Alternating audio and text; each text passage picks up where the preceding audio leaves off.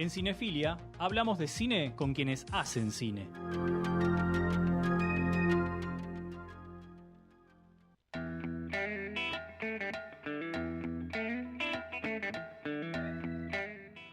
Bueno, y acá estamos para hacer nuestra segunda entrevista con otro de los estrenos que renovaron cartelera en Buenos Aires. En este caso es un documental, se llama Esperando al Mar. Es una codirección. Tenemos a uno de los directores, Lucas Peñafort, acá con nosotros. Lucas, ¿cómo estás? Buenas tardes. Muy bien, un gusto en saludarlos.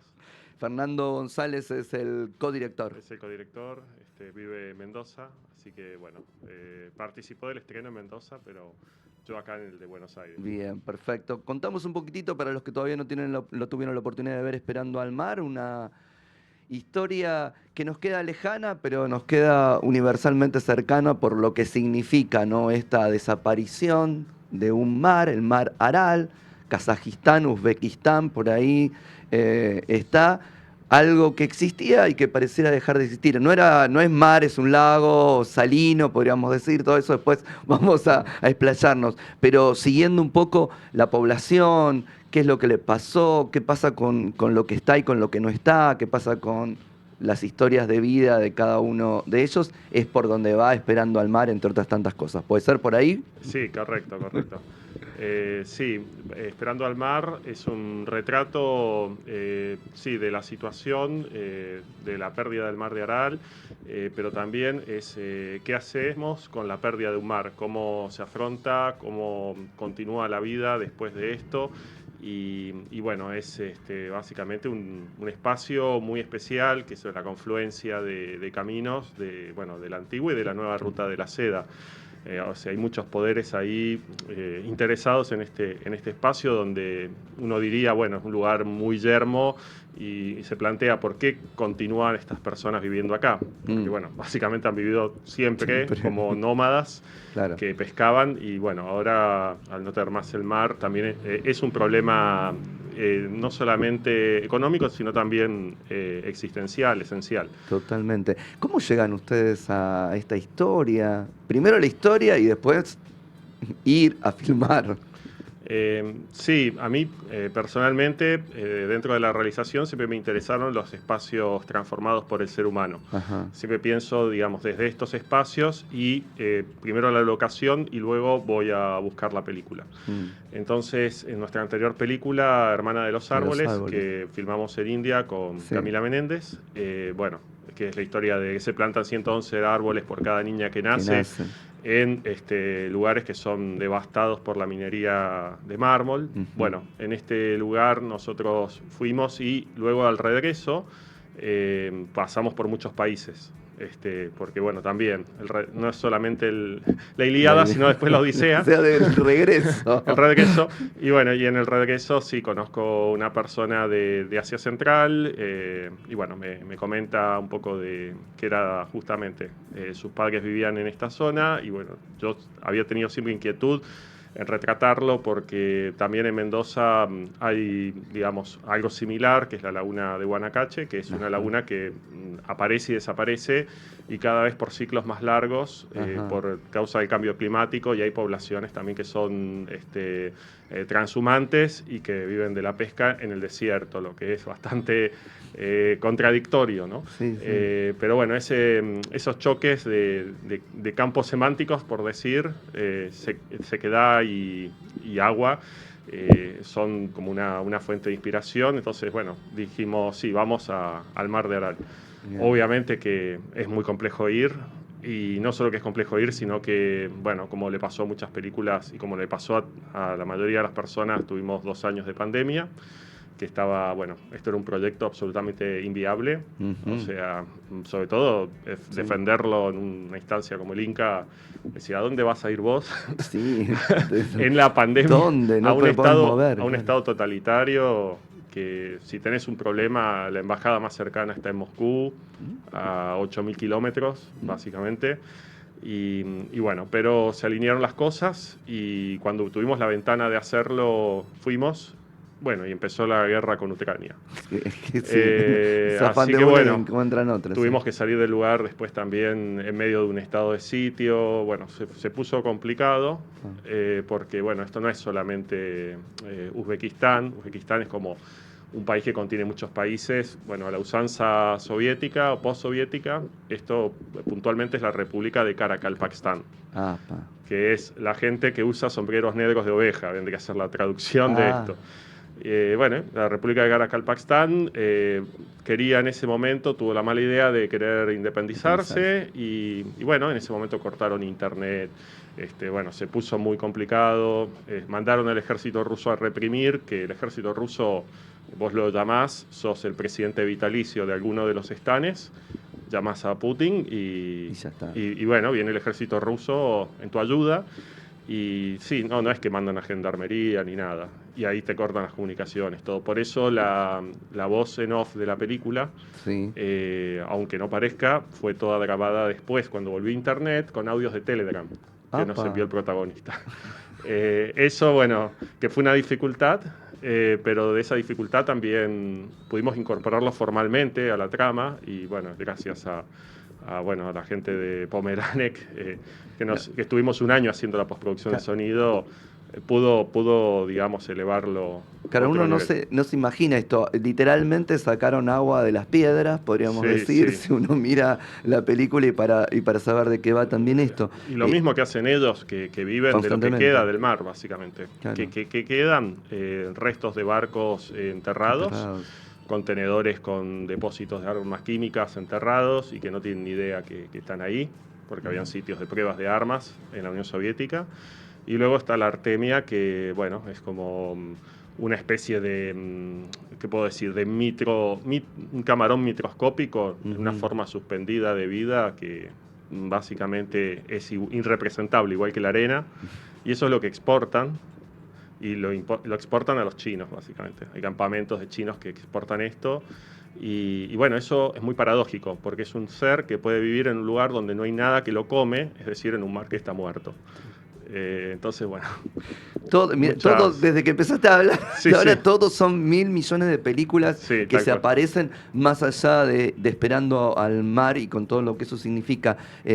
¿Cómo fue contactarse? Digo, porque además es otro idioma, un idioma que nos es completamente lejano. Digo, uno puede, algunos por algún lado le encontrás la vuelta. Acá me parece que es como complicado y ellos se abrieron ante la cámara para contar este pequeño viaje que hace ese protagonista de alguna manera, ¿no? Sí, básicamente, a ver, lo que es la lengua franca de estos territorios es el ruso. Así como puede ser que la lengua internacional con la que hacemos negocios es el inglés, bueno, ahí queda el ruso. Y bueno, tratamos de hablar en ruso, pero evidentemente se complica cuando hay que abrirse un poco más, hablar de lo que le pasa a las personas. Entonces, bueno, la lengua es el Karakalpak. Y también eso nos interesa a nosotros como obstrucción, como dificultad a la hora de poder construir las películas. En La Hermana de los Árboles también la película estaba en Mevari, que es otra lengua que no tiene, son lenguas que no tienen siquiera forma escrita. Claro. Pero bueno, tienen una tradición oral muy rica. Tradición oral que se van, y que así se conservan, pero así también se pierden a medida que no hay nadie, no hay legado para seguir hablando. Entonces uno sigue una intuición y al, digamos, estar en esa situación, no solo de extrañamiento de la cultura, sino del idioma, uno es como un bebé que está aprendiendo a andar, aprendiendo a hablar y al final nada, uno se termina comunicando, se termina entendiendo, no se sabe cómo, pero así ocurre y eso también nos permite a nosotros agudizar la observación del lado de la cámara. Entonces es un ejercicio doble. Porque me imagino que también este tipo de películas, los lugares además a los que acceden y demás, es como, no es posible ir a hacer un scouting, vuelvo, me fijo, resuelvo esto acá. Entonces, digo, ustedes también de alguna manera, ¿en cuánto se hizo la peli? La peli se hizo básicamente, bueno, fueron el total del proyecto contando, bueno, desde la génesis hasta que estaba puesta ya en el gomón la película, pasaron 4 años en total. Pero el momento propiamente del rodaje fueron 3 meses. Y bueno, y ahí podíamos estar máximo un mes en el país, Ujú. porque es como como te digo, es un estado totalitario, no es tan simple, Sí. pero bueno, entrando y saliendo y con cruzar con alguna ayuda de los líderes tribales que, bueno, nos protegían por su causa. Ajá. A ver, no teníamos autorización del Estado uzbeco para hacer esto, Sí. y claramente, bueno, No se las hubieran dado, me no imagino tampoco no si nos lo hubieran hubieran pedido. dado y bueno, para que te des una idea, el Instituto de Cine Uzbeco se llama Goskino, que viene de la herencia soviética, que es Ministerio de Cultura-Censura. Esa sería la traducción. Ya está todo dicho. Bueno, por lo menos son explícitos, no te Pero no te debe quedar bueno, ninguna duda de eso. esperamos que se vea en un centro Claro. de documentalistas en la capital, en Tashkent. Participamos de una muestra en Tashkent.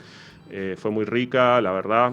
Obviamente había secciones del festival que, bueno, eran complicadas porque hablaban contra la guerra de Ucrania y bueno, las secciones clandestinas del festival íbamos a la casa de otros cineastas, a los departamentos de los cineastas a verla, y había otra programación que era pública que se veía en las salas oficiales, digamos. Ajá. Las que no ofendían al gobierno en las salas oficiales, las que eran polémicas, íbamos a un departamento a ver la película, presentada por el directora. ¿Pero estaban en la programación?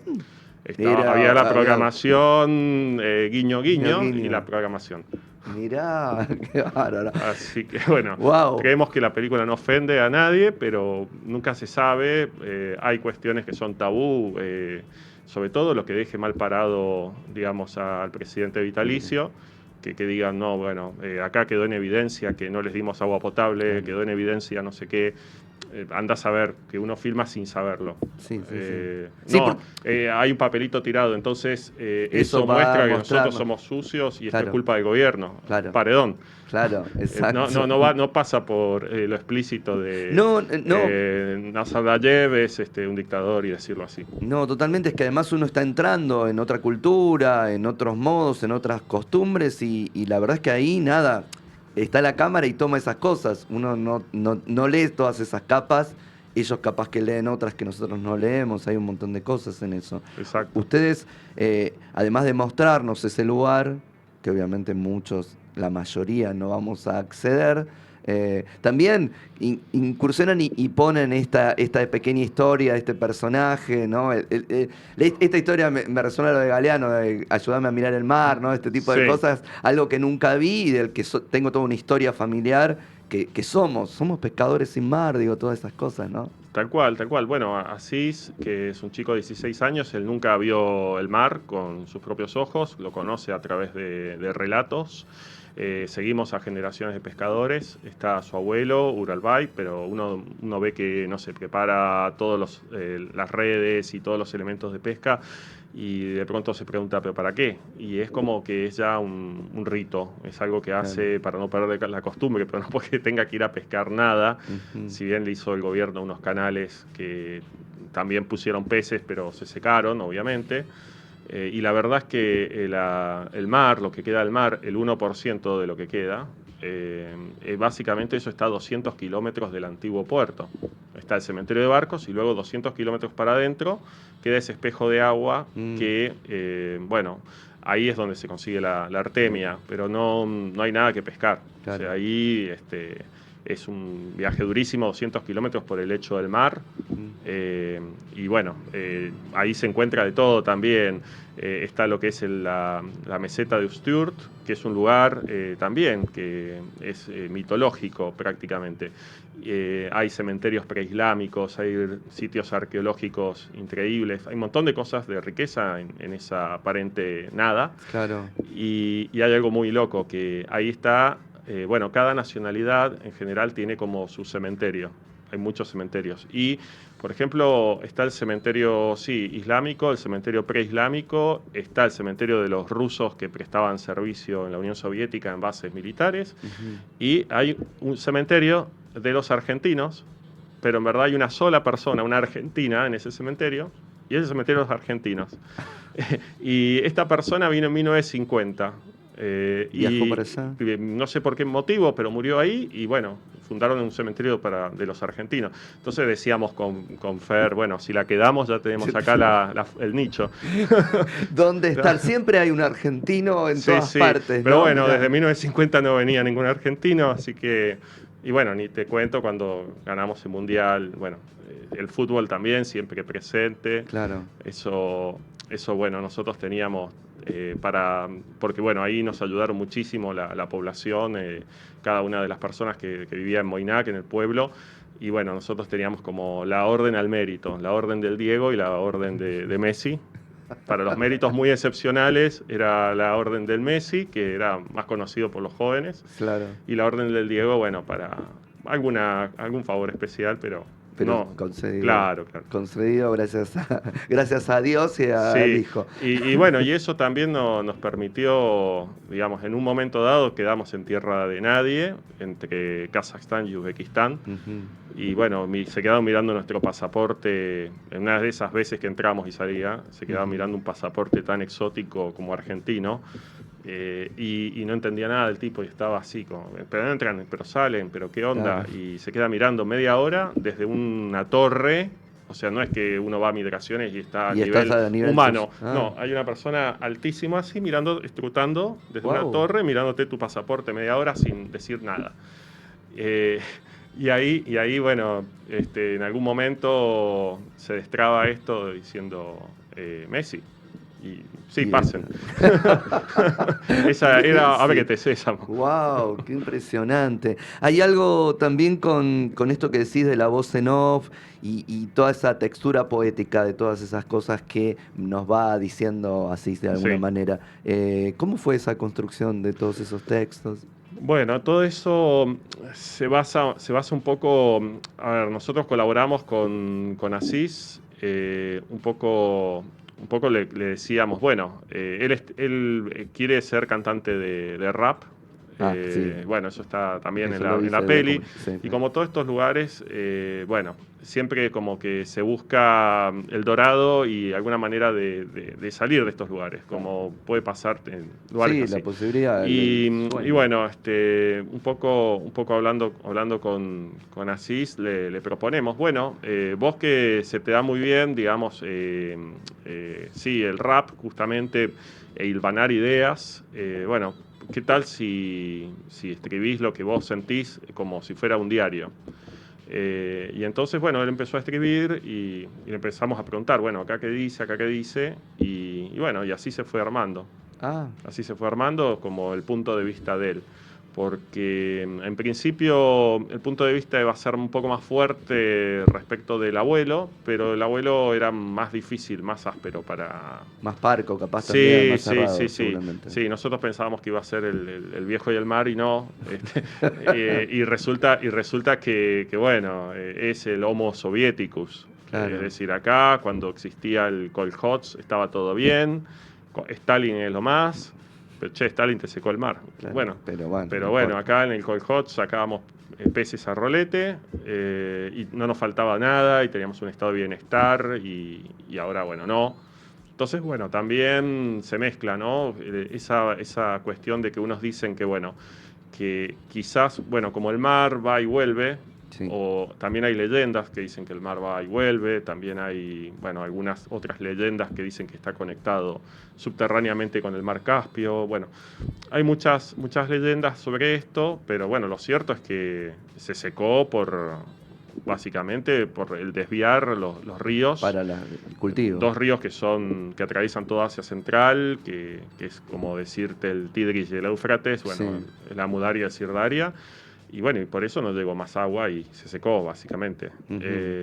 Pero bueno, lo negaban, como pasaba, digamos, en el material de archivo que uno investigó, negaban de que hubiera un problema ambiental, decían no, porque estos son justamente ciclos, o hasta que ya era inocultable. Un poco es un análogo de Chernobyl, si uno quiere, a nivel desastre desastre medioambiental provocado claro. por el ser humano. Claro, totalmente. De hecho, estaba mirando algunas cosas como que han quedado unos hilitos y ha quedado como un Aral del Norte, ¿no? ¿Qué es eso? Sí, ¿Eso es así o no? hay Vos que estuviste in hay situ, unos, claro, más allá sí. de las enciclopedias y las cosas que nos llegan, ¿no? Sí, quedan unos lóbulos así de agua separados, pero es tan alta la concentración de sal, Sal.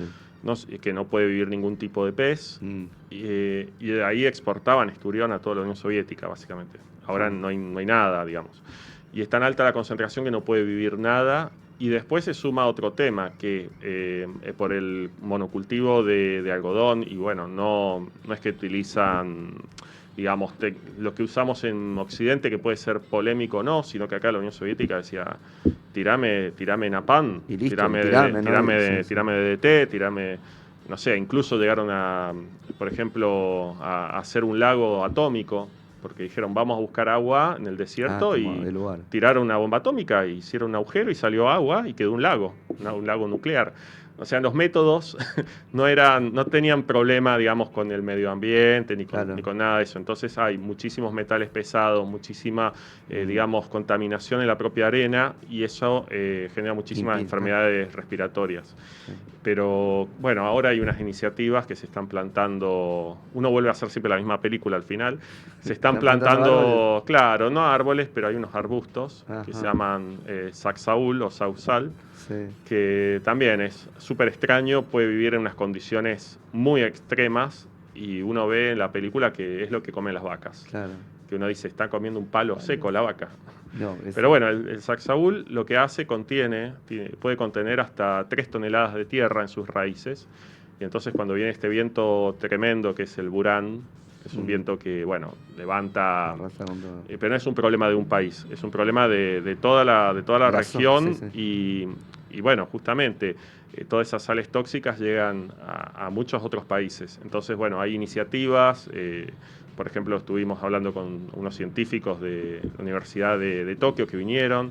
Bueno, es un lugar de interés mundial y un caso testigo de lo que puede pasar si seguimos haciendo las cosas... como las estamos haciendo. No tan extremo como la Unión Soviética, pero da para pensar que podemos llegar a ese punto, ¿no? Totalmente. Súper interesante todo lo que...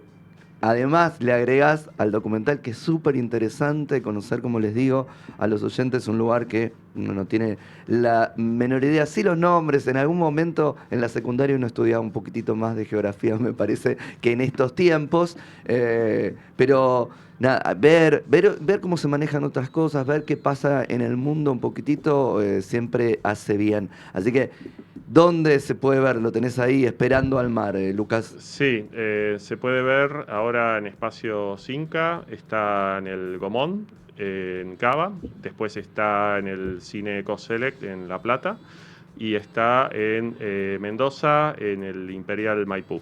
Y está del 5 de este mes hasta el 11 y bueno, y continuará en cartel según venga público y si no después, bueno, seguramente ya en plataformas. Bien, ya tendrá su recorrido, pero vayan, aprovechen a ver en cine, Sí. Esperando al Mar, porque requiere pantalla grande, señores.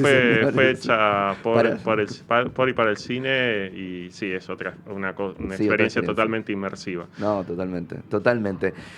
Vayan entonces a ver Esperando al Mar. Lucas, muchas gracias por estar acá con Cinefilia. A ustedes. Nos vamos a... ¿Está la hojita? ¿Puede ser? Pásenmela, no importa que sea así porque ya no puedo hablar más del celular. Así la... Thank you. Gracias. Vamos a ir a nuestro tema musical del día de hoy. En este caso es Right People, Wrong Place, el tema de Arim, Right People, Wrong Place, que se estrenó en las pantallas de Cinépolis, me parece solamente, pero bueno, está en el cine.